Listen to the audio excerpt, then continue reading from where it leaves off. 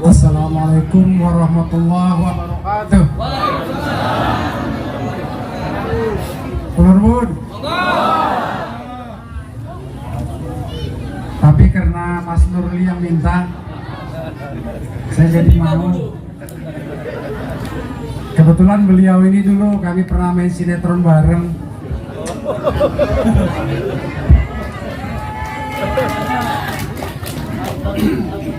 Judulnya Hadiah Lebaran. Saya larikan dulu sedikit. Waktu itu beliau ini jadi orang atau pengusaha kaya. Ketika itu peran saya jadi seniman miskin. Lantas kerjaan saya sebagai seorang pelukis, beliau inilah yang membelinya.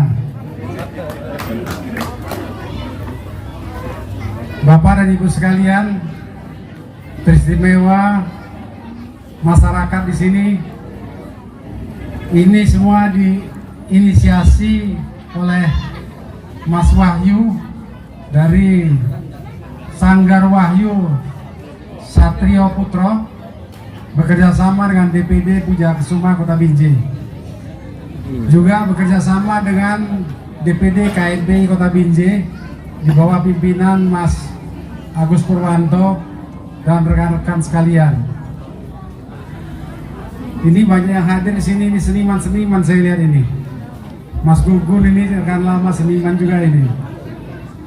Ada Mas Anton tadi, mana Mas Anton? Nah, itu Bang Jogja itu. Itu kawan main sinetron juga itu dulu.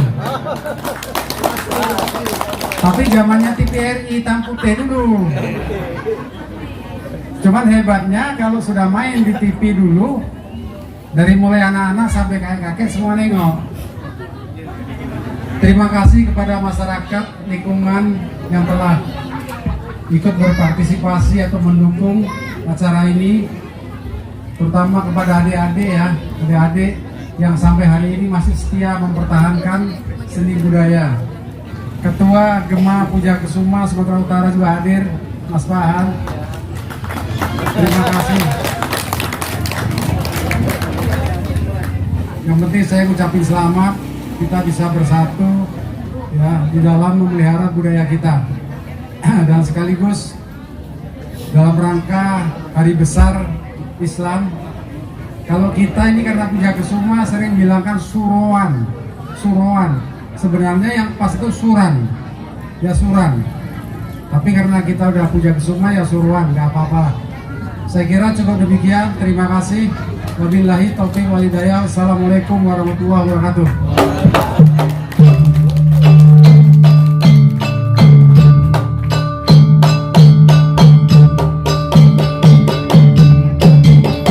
Warahmatullahi wabarakatuh.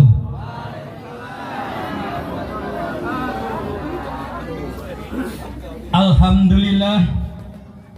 Alhamdulillahilladzi ahya qulubal mu'minin alladzina amanu wa tatma'inu qulubuhum bi dzikrillah. Alla bi dzikrillahi tatma'inul qulub. Allazi khalaqas sab'a samawati wa ma fil ardh. Khalaqal insana min 'alaq. Khalaqnal insana fi ahsani taqwim. Allazi lahul mulkus samawati wa ma fil ardh. Allazi alama bil qalam. Alamal insana ma lam ya'lam. Asyhadu an la ilaha illallah wahdahu la syarikalah wa asyhadu anna Muhammadan abdi wahlul uqdatam min lisani yafqahu qauli.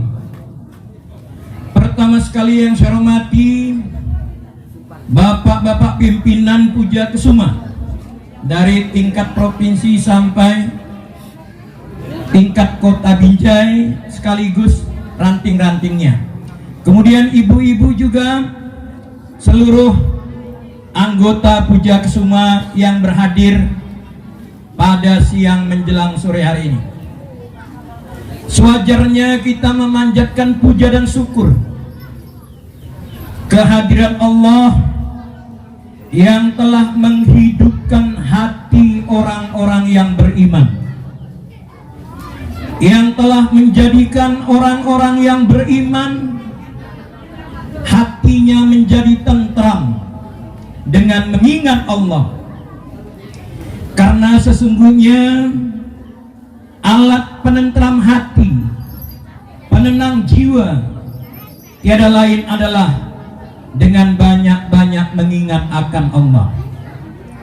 Allah yang telah menciptakan 7 petala langit dan bumi, yang telah menjadikan manusia dari segumpal darah, yang telah menciptakan manusia pada bentuk yang sebaik-baiknya, yang telah mengajar kepada manusia dengan kalamnya, dan yang telah mengajar kepada manusia apa-apa yang tiada diketahuinya.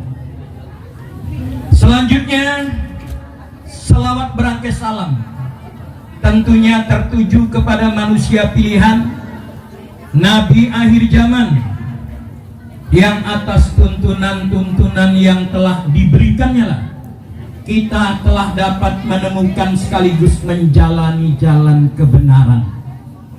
Harapan kita tentunya dengan kita berkumpul dalam rangka acara suruhan atau memasuki tahun baru Islam, tahun 1444 Hijriah. Nah, kalau kita melihat para leluhur-leluhur kita dulunya menjadikan acara suruhan ini sebagai suatu langkah agar kita dapat mendapatkan kehidupan yang lebih baik pada tahun baru yang kita peringati. Bahkan acara suruhan ini sebenarnya melihat daripada hijrahnya Rasulullah dari kota Mekah ke kota Madinah. Jadi inti suruhan, memperingati suruhan, sebenarnya bagaimana kita bisa hijrah dari keadaan kepada keadaan yang lebih baik, dari keadaan yang sudah baik menjadi keadaan yang lebih baik lagi. Surat Al-Hasyr ayat 18-19. Ya ayyuhalladzina amanu taqullaha wal tanjur nafsum ma qaddamat lihadi wattaqullaha innallaha khabirum bima ta'malun. Hai orang-orang yang beriman, bertakwalah kepada Allah, dan hendaklah setiap insan, setiap diri memperhatikan apa yang sudah dikerjakannya untuk hari esok, dan bertakwalah kepada Allah, sesungguhnya Allah mengetahui apa-apa yang kamu kerjakan. Intinya, dengan pergantian tahun kita mengkaji diri kita, apa yang sudah kita perbuat untuk hari esok, untuk tahun berikutnya. Acara suruhan kadang dipakai alat-alat peraga untuk dakwah-dakwah agama. Kadang-kadang dibuat sekul suci lang ulam sari, kadang-kadang dibuat golong pitu, kadang-kadang dibuat keluban, kadang-kadang dibuat sampai meneteskan air mata. Rasulullah menjawab, aku sedih memikirkan nasib umatku. Umatku. Demikian ibarat buih-buih di lautan. Di mana letak buih di lautan? Di permukaan laut, terombang-ambing, karena mereka hanya memikirkan kepentingan dunia dengan menghilangkan, mengabaikan kepentingan-kepentingan akhirat. Layaknya seperti suku Jawa, ya. Suku Jawa di sini begitu banyak. Kalau banyaknya itu benar-benar bisa dimanfaatkan oleh Puja Kesuma, mungkin apa yang digambarkan, apa yang telah dirintis oleh leluhur-leluhur kita di tanah Jawa tadi dapat menjadikan negara yang baldatun thayyibatun. Kenapa mesti ayam jantan? Karena dalam Al-Quran diceritakan arijalu qawwamuna 'alan nisa. Lelaki itu pemimpin bagi kaum wanita. Lalu orang tua dulu bilang, "Nduk, nek motong petik gawe engkong aja putus ulune." Anak muda sekarang nggak mengerti. Ulu itu pikirnya bulunya, mau dipotong dicabut, jebret, jebret, jebret. Padahal warna wulu itu jumuk banyu wulu, artinya ngambil wudhu. Nek motong petek aja putus ulune. Kalau motong ayam jangan putus wudhunya. Hati-hati bu. Ibu motong ayam kadang beli di pajak, tukang motong nggak pernah batal wudhunya. Oh nggak pernah batal wudhunya pak? Oh nggak pernah wudhu, kapan batalnya?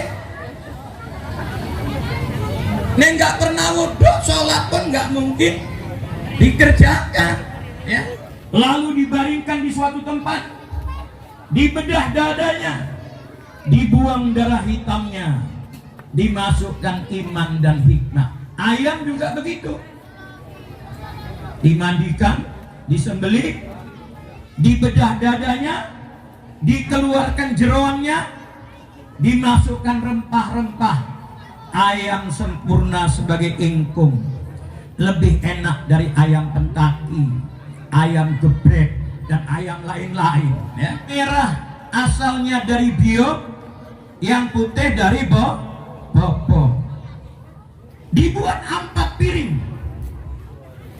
Kenapa nggak dibuat 5? Padahal kajiannya sedulur papat 5 pancer.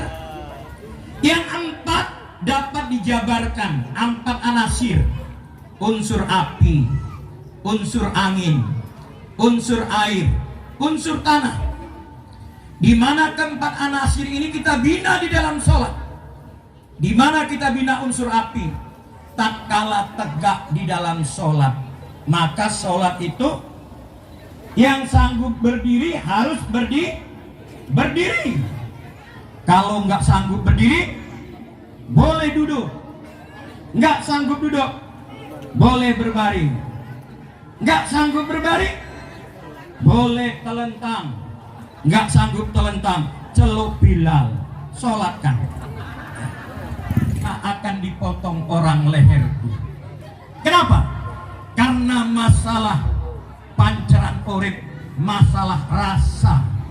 Rasa hanya bisa dinikmati, tapi tak dapat diungkapkan. Contoh Bapak, kalau di dalam gelas di hadapan kita ada secangkir teh manis, kalau kita nikmati terasa rasa manisnya, tapi kalau ditanya orang bagaimana manisnya, tak dapat diungkapkan. Kata Rasulullah, man lam yaju lam yadrib. Barang siapa yang tidak merasakan, dia tidak mengetahui. Maka sebagaimana dalam surat Al-Hasyr ayat 18-19 tadi diingatkan, hai orang-orang yang beriman, bertakwalah kepada Allah, dan hendaklah setiap diri memperhatikan apa-apa yang telah diperbuatnya untuk hari esok. Dan janganlah engkau seperti orang-orang yang lupa mengingat Allah. Akhirnya Allah jadikan mereka lupa kepada dirinya sendiri. Sudah mengandung 4 bulan, rajin baca Quran malam, rajin sholat tahajud malam, rajin mendengarkan tausiah. Kalau ditanya nggak ngerti aku karepe jabang bayi. Nafsu si anak juga mempengaruhi. Kalau udah 4 bulan dalam kandungan, lewat rujak jak, lewat cendol dol, lewat bakso so, ya, lewat uang dasi gundul amit mas pingin ngelus, mempengaruhi sang ibu. Setelah lahir ke atas dunia, kenapa sang bayi menangis? Karena Allah ingatkan alhaqumut takasur hatta zurtumul makobir kalla saufa ta'lamun umma kalla saufa ta'lamun. Kemegahan dunia telah melalaikan kamu sampai kamu masuk alam kubur. Jangan begitu, kata Allah, kelak kamu akan mengetahui akibat dari perbuatanmu. Apa akibat orang-orang yang dilalaikan oleh gemerlapnya dunia? Diceritakan dalam Al-Quran. Di peradilan padang mahsyar nanti, banyak manusia dibangkitkan dalam keadaan menangis, dalam keadaan buta. Lalu mereka memohon kepada, ya Allah, kenapa kau bangkitkan dalam keadaan yang buta? Allahumma ba'asul maqamam mahmudal ladzi ya'bituhu bil awwaluna wal akhirun wa zahiruna wa batinun. Allahumma firlana dzunubana wa mu'minat al-ahya'i minhum wal amwat birahmatika ya arhamar rahimin. Ya Allah, ya Rahman, ya Rahim, ya Samiul Alim, pada siang hari ini ya Allah, kami bermunajat ke hadapan-Mu dengan menadahkan kedua telapak tangan kami ya Allah. Engkau Zat pengabul doa, perkenankanlah ya Allah apa yang kami hajatkan pada siang hari ini ya Allah.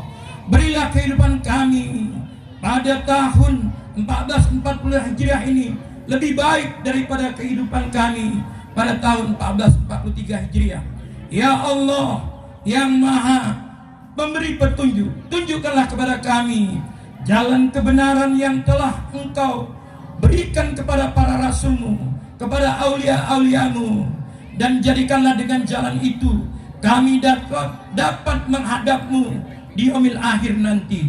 Ya Allah, Zat pengabul doa, kabulkanlah doa kami. Rabbana atina fid dunya hasanah wa fil akhirati hasanah wa qina adzabannar. Subhana rabbika rabbil izzati amma yasifun wa salamun alal mursalin walhamdulillahi rabbil alamin.